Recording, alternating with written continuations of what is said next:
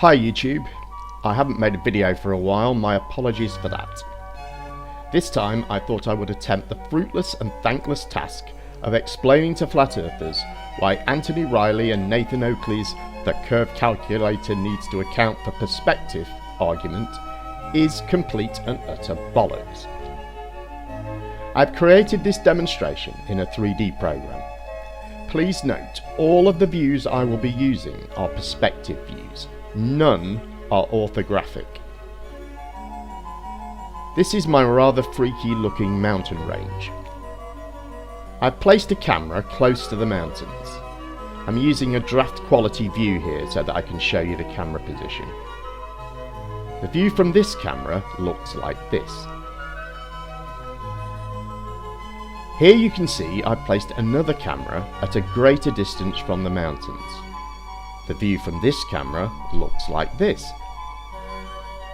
Note, because the camera is further away, the angular size of the mountains is reduced compared with the view from the close-up camera. So we know that these mountains look like this and appear to be this size when viewed from this distance. Now let's take a look at the curve calculator. We input a height and a distance to a target, and from this the curve calculator generates a hidden amount. It's important to understand what the hidden amount actually is. The hidden amount is the distance at the target from an elevation of 0 upwards that is obstructed by the curvature of the Earth when viewed from the elevation and distance from the target that we input. At no point do we tell the curvature calculator anything about the landscape that we're looking at, apart from our elevation and distance from it. This picture frame represents our field of view of a target at a given distance, and the red area indicates the hidden amount, or the amount obstructed by the Earth's curvature.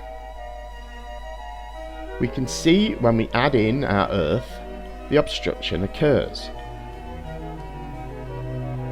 So now let's fill in that field of view with some landscape, namely the mountain range that we started with. As you can see, the smallest blue mountain is completely hidden by the curvature. Now Messrs Oakley and Riley are claiming that the mountains here should be reduced in size because we are viewing them at a distance. If you remember at the start, we set up our camera at a distance from the mountains and showed that the angular size reduced due to our new perspective.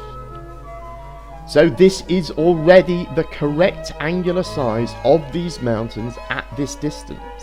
The distance here is exactly the same as the distance I showed at the start, and the mountains are the exact same angular size.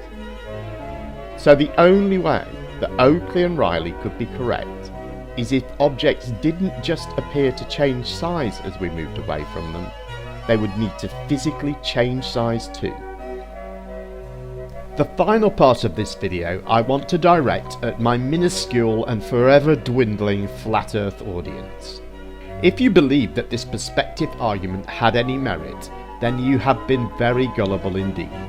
Just look at the track record of the people making the claim. Just a few months ago they did a grand tour of flat earth hangouts, proudly proclaiming to you and your community that they had photographed Ireland from England, and alongside this main claim came dozens more that surrounded it.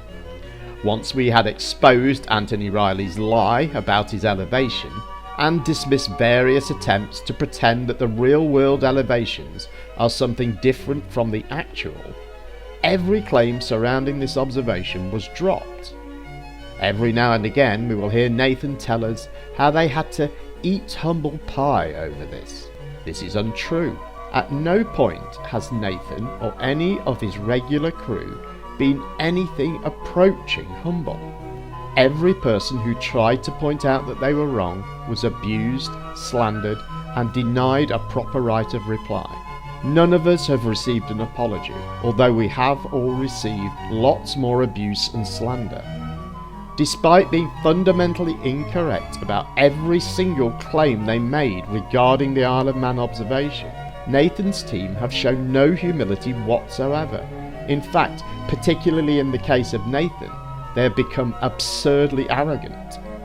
Despite dozens and dozens of attempts over the last 3 years, Anthony Riley has consistently failed to produce a meaningful observation.